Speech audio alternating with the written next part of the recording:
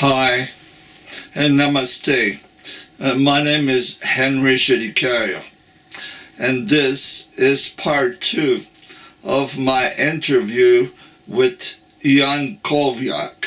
In the first part of the interview, we have seen how a 10-year-old boy minding his own business, having access to his mother and father in New York City, suddenly had his life completely changed because his mother became completely brainwashed by the cult, worshiping Chris Butler as the representative of God on earth. And it was really quick. Within a few months, her whole apartment was full of pictures of Chris Butler. Their apartment had become a preaching center where they would receive guests on Sunday, where they would show more videos of Chris Butler. Opportunity to brainwash more people. And about a year after meeting the cult, KOVIAK and his mother went to live in Los Angeles to be close to Chris Butler. It lasted about a year, and then Chris Butler sent the mother of KOVIAK to Poland to open a center for him, where people in Poland would learn the good news that he is the representative of God on earth. He had many of those brainwashed disciples, sending them here, sending them there. And what would they do with their children while they were serving full-time Chris Butler? He would ship them to a school in the Philippines. And that's where, at the age of 12-year-old, KOVIAK ended up in Butler School in the Philippines. And he went from a comfortable life to having to take bucket shower every morning, sleep about 6 hours, and he was really mistreated and even sexually abused. So in this second part, we will learn more about what was happening in that school. We will learn about the adopted son of Chris Butler, Sida Bellard, that was a sadistic older brother to the young people in the schools. And we will learn that KOVIAK met Tulsi Gabbard in the Philippines. She was in the girls' school of Butler. She received the same brainwashing treatment than the boys that were in that school in the Philippines. I think one of the most scandalous part of this whole story is that Butler always lived in luxury. Even in the late 1970s, he would have a very expensive condominium in Waikiki while his follower, or some of his follower, were sleeping in a warehouse, sleeping on cardboards, for they had to serve him all day long and bring money to him. He did the same here.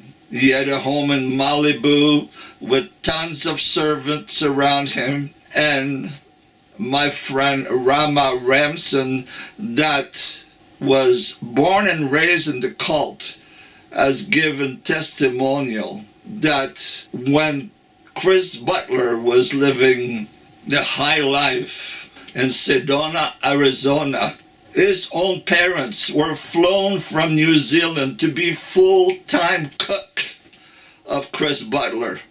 And this was all paid by Patrick Borler that you see here. His name is Paramahamsa, disciple of Chris Butler.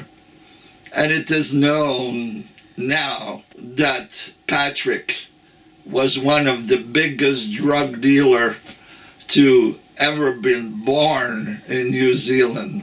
So was Butler living out of the profit of crimes? This should be investigated.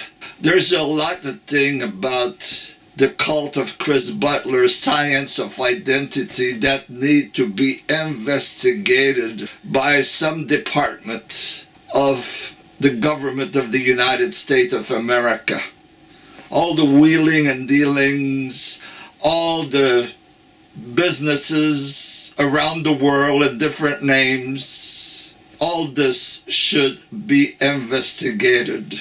Butler ran a school that was not accredited in the Philippines. Those kids went 4 years, 5 years to that school and came back, and their credential for the school was worth nothing.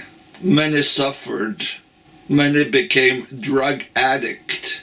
I met the son of Mike Gabbard, Tulsi Gabbard, when he was totally strung out. Nobody was visiting him, and I happened to be in Las Vegas, and I went for a visit. The poor guy was really out of it.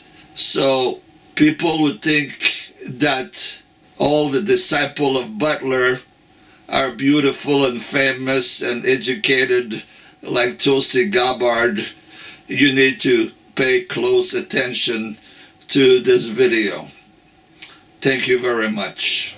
Yeah, so the school was just an old, it was an old mansion, and, you know, all of the floors in a lot of the rooms where we took our baths had, you know, faulty wiring. So it was not uncommon for us to be brushing our teeth or taking a cold bucket shower and to be electrocuted by the floor.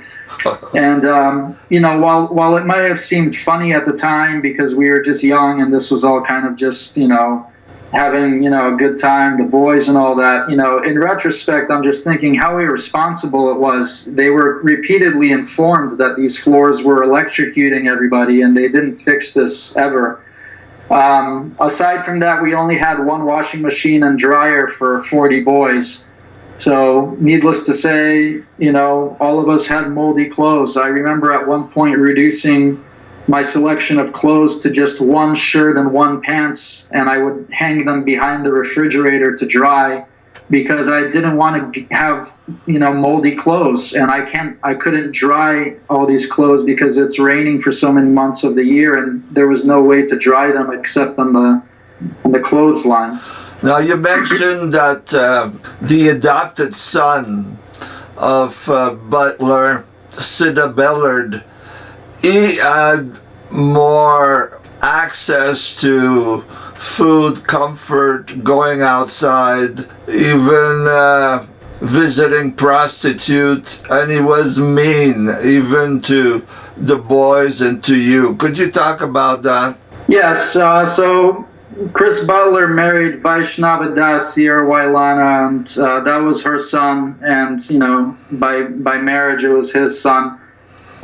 Yes, he was given special treatment in the form of extra classes that he can take in town from real teachers, as well as, for some reason, Butler allowed him and a select few boys to get into weightlifting. And so he was able to take hot showers and hot baths because of as an excuse that it was helping his muscles or something. And then you know, the guy himself was just an arrogant asshole and abusive. He would wake us up in the morning with a taser gun and shock us in the ribs, you know, to wake us up. But you did mention on culteducation.com that Sidney Bellard did get an STD and was even showing his penis to you boys and the pus coming out of it. Is that so? Yeah, it is so, yeah. You know, I mean, he was visiting prostitutes and he got gonorrhea, and this was a big scandal, obviously. So, yes, he would show us his penis and ask us what we think it was and this and that. Anyway, it became revealed that he got gonorrhea from some prostitutes, and needless to say, this was a big scandal, and we were all in Manila at the time performing a presentation of the Ramayana play in which Sita was playing Lord Ramachandra.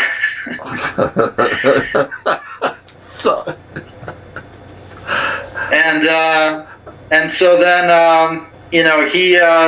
we were all made to stay up all night long, and were brought in for interviews one by one to the temple room all the way till 2, 3, 4 in the morning. We were all just going in one by one to be basically interrogated about how much we knew, what did we know, and that we must never say anything, and that it would be very displeasing to Prabhu, to Butler, and then eventually we basically it was just kind of all swept under the rug, and the school honestly almost closed down because of the event. And anyway, it was around this time that I had returned to the States, and just for 1 month to see my mother off to go to Poland, where she was helping out in some of Butler's temples that he was setting up there through his disciples. So you were 4 long years just bathing with cold water every day and going through this training. Yes, and it was definitely, like I said, one of the main things I can describe is that it was a very isolating experience, and I think a lot of that had to do with the fact that we had no access to our parents, and and obviously we were sleep deprived, and not getting proper nourishment, and basically being asked to just go nonstop. A lot of our time was also spent in doing book distribution and preaching in the city, and it was not most of the time when we did this kind of stuff, we did it at cemeteries, and we were told to specifically go to the parts of the cemeteries where there was graves for little babies, because that's where people would be most vulnerable and ready to kind of hear Krishna consciousness. And so we would go to these parts of the cemetery that had these graves for babies, and the parents would be there, and we would instead of letting these people grieve and stuff, we would be, trying to distribute books about karma and reincarnation to them and stuff like that. So Tulsi Gabbard doesn't want to mention that she was also in the school in the Philippines. Did you see her with your own eyes there in the Philippines? Yes, I definitely saw her and all the brahmacharinis that would come out, when we were visiting the Manila temple. And there was boys and other schools throughout the islands in places like Cebu, Manila, and Cavite, and obviously Baguio, where our school was. And so on major festival days, it was not uncommon for all the devotees to gather in the central Manila temple, and that's when I would see all the other brahmacharinis and whatnot. Did Butler ever visited you guys in the school? Never. That was one of the things that was, throughout my time in this group was always just so disturbing, was that Butler was a pretty off-limits guru. You had to either be in his personal service or live in a very specific small community, or travel very, very far to see him. And even then, there was really no guarantee. I mean, there was many times where devotees would come to beach gatherings and Butler wouldn't show up because he was, displeased with some aspect of his personal service. And in recent months, there is a list of kitchen policies that he uses in his service. And, it's like a 16-page list of, ridiculous fines that he charges people for messing up on silly little things, and for one person, so it looks like you're running a kitchen for, 100 people. Yeah, But give some example. Well, on the kitchen policy list was simple things like, if you don't, wash your hands after some specific activity, or you don't hang something up in the correct place, then you are fined, $10 here, $20 there. And then, obviously throughout my time in the group, we were always sent, lectures or transcripts that were read to all of us, where Butler was publicly humiliating, his disciples like Premadasi and Mahabhagavat Das, and even Tulsi Gabbard's dad, Krishnakatha Das, for somehow failing to, make his airplane ride more pleasant, or hotel accommodations better, or something like that. And so, he would always frame this as if they're displeasing to him, they're displeasing to Krishna, and that, basically they're not going to make any spiritual advancement and progress because of this. And it was just a lot of guilt and shame that was perpetrated, either through lectures or personal meetings, or through his disciples towards other people, like the kids in the school. Is there anything else you would like to add about the miserable times that you had in that school over 4 years, because you were there from 12-year-old to 16-year-old, right? Correct, yeah. I guess I just really feel the whole thing was very irresponsible, and there was not a transparency, I think. A lot of the parents were simply just functioning on autopilot without any kind of rational or logical dictate as to why they would send their children to the other side of the world, where they would have no access to them if anything should happen. It was just an extremely irresponsible thing. When we came back to the West, to America, after being there for so many years, there's no public school that would, recognize that we were even educated for the last 4 years, because the school was not a legal school. So this caused a host of problems where, kids just had to test out of GEDs. They had no sense of community.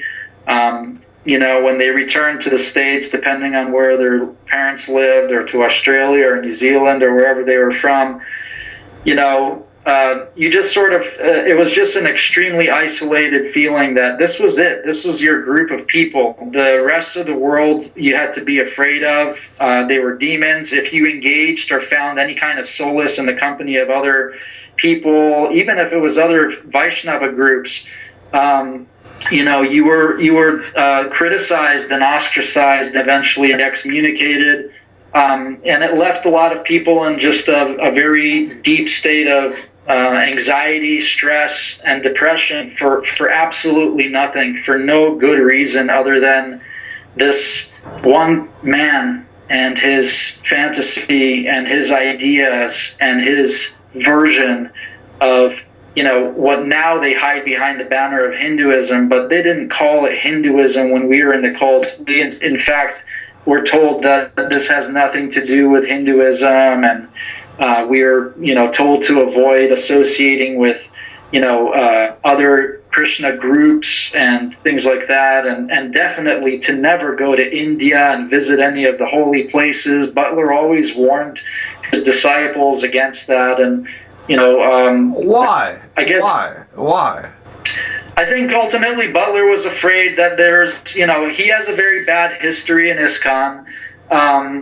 His own personal history is very mixed up. He left his renounced order that he got from his spiritual master, ended up marrying some successful, disciple of his who, was already a successful television personality in Asia.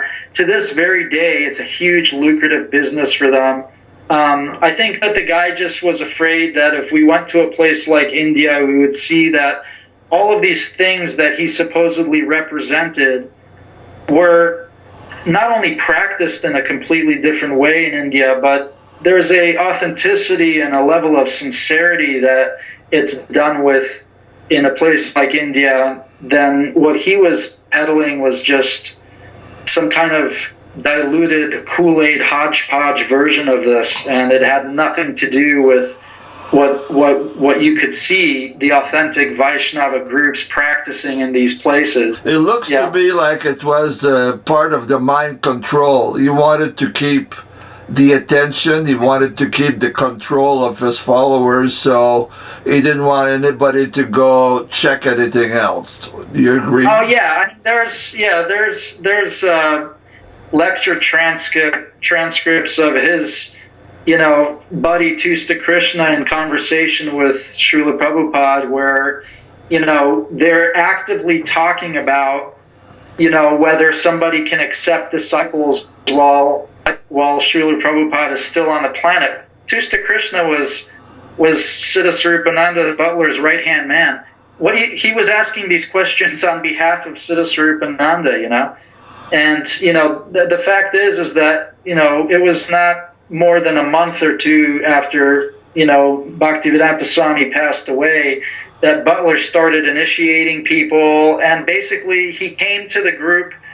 He used ISKCON and the rhetoric that they already built up and the popularity that they had, and I'm sure he believed in it all as well, but he used all of that to basically build himself up as a guru, and his charisma and whatever he, had power over his existing disciples, he just built upon this, and he wasn't able to let it go. He came in to meet, Bhaktivedanta Swami with a group of disciples, and he took those disciples right back with him while not willing to cooperate or in any way build or for that matter help an institution like ISKCON to avoid the pitfalls they had with child abuse and, all sorts of nonsense, And so he really is just a coward, relying on his charisma and his, looks or whatever it is that he thinks he has to basically reel in disciples. And, I can say this for a fact, and it's the matter, for that matter, in all these years that he's already in his 70s, and the guy still uses pictures of him when he was 30 or 40 years old as advertisements of him on his website. It's just disingenuous. The guy doesn't look anything like he does in those pictures. And, the last lectures that he ever gave that had any kind of public significance were the taped video lectures of Jagat Guru Speaks. And, those were done in the 70s, man. And since then, he's just been living off his disciples' money and beachfront homes. He lines his home with tin foils. He's a complete germaphobe. There's photographs of him literally dressed all in white in a house lined in white with tinfoil walls and stuff. He's obviously a sick person, and I'm not talking just physically, the man is a psychologically sick person, and he attracts, unfortunately, the same caliber of followers. All of his hardcore followers are complete fanatics. They have no sense of reality. All their sense of reality and reason has just gone completely out the window. And it's just pure fanaticism and personality worship from the ground up. All of their houses, just like my house was when I was a little kid, they're just wall to wall with pictures of Butler, and they really feel that this man is their free ride home. That they're somehow going to have some kind of profound spiritual experience by I don't know, believing in him, worshiping him, thinking about him. And, the guy is a vile person. He's an extremely hateful person towards minority groups and even towards his own disciples and towards his own God brothers, So it's like the guy just isolates himself in this bubble of tinfoil, and, his disciples have a similar mentality. Look at Tulsi Gabbard's campaign, group. It's just a few people, and they're all devotees. She has maybe one or two people in her circle of her campaign trail that are not devotees, and the rest is all devotees, from the cameraman to the driver to the scheduler to her campaign manager to her publicist and public managers. All these people, they're all fanatical disciples of Bhakti, of Butler. And Butler, she's just been seen in a video as recently as 2018, offering flowers at a kirtan to a huge picture of Butler. So if she says she doesn't know who it is, or that she didn't go to his school, there's pictures of her at the school. There's letters that she wrote to friends and stuff from the school. These things are out there. I mean, if you really want to look, the stuff is out there. And obviously, in her early biography, she mentions that she studied overseas in a boarding school in the Philippines. And all of a sudden, this is not part of her biography. I've had the same biography for the past 20 years. It's not going to change all of a sudden. I'm not going to exclude that part of my life. And not to mention, obviously her father is seen in many lectures of Butler's, and his name is there on many transcripts, his initiated name as well as his legal name from communications with Butler. And her family is deeply entrenched in this whole thing, and they use different practices to get to attract their followers. Mostly it's pleasant music, vegetarianism. As of recently, they're using like yoga nidra practices mixed with mantra meditation and all sorts of stuff that has just nothing to do with Gaudiya Vaishnavism or any real expression of the path that they're pretending that they're in that long line of spiritual teachers from.